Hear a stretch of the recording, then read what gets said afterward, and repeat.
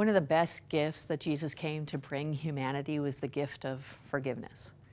I mean, I don't know how this works out in your life. I constantly think of Lady Macbeth, the Shakespearean classic, after having participated in murderous acts, is walking around the hallway, envisioning the blood on her hands and trying to wash it off. And just no matter how hard she tries to wash it off, she can't get it off.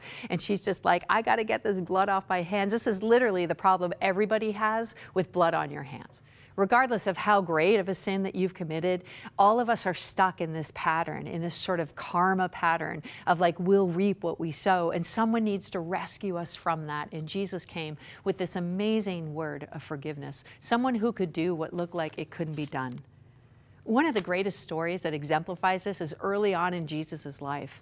In Mark chapter 2, Jesus is having this hilarious encounter, actually. It's quite funny and really powerful, where he's in this house and nobody can get to him because everyone's packed in. Everybody wants to be healed. But there are these mans who have a friend, and the friend is a paralytic, and so they go up on the roof because they know they can't get to Jesus anyway, and they cut a hole in the roof and they lower their friend down so that Jesus could heal them. And I mean, it's so outrageous. You're just like, really? They cut a hole in the roof, they lower their friend down. I mean, it was incredible. And they lower this guy down. The reason he's on a mat is because he can't walk. He's a paralytic. And he gets in front of Jesus, and then Jesus does the most amazing thing.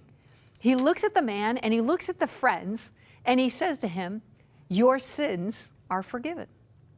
And everybody's like, what does that have to do with that? Like, what's going on right now? Because obviously the men didn't lower this lame man, this paralytic, in front of Jesus for the forgiveness of his sins. But Jesus says to the crowd, what's greater? For me to say your sins are forgiven, or for me to say pick up your mat and walk away? I mean, think about that for a second. We're also amazed by these incredible miracles, and we always want God to do these incredible miracles, but just think about the miracle of getting the blood off your hands, of stopping the reciprocal nature of violence and fear, of getting us a clean slate, of giving us a possibility to start again, of reconciling broken relationships, including the relationship with God.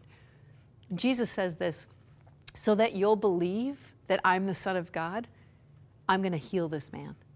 So that you'll believe it's possible for me to bring forgiveness into your life, so that you'll recognize that forgiveness is the greatest thing, I'm going to heal this man. And he heals the man. He says, take up your mat and walk. And the man walks out of there, and the friends are excited. But even more than that one miracle is this miracle. The greatest thing, one of the most essential things to the gospel, what Jesus brings to your life, more than physical healing, is spiritual healing. It's forgiveness. Receive that gift today.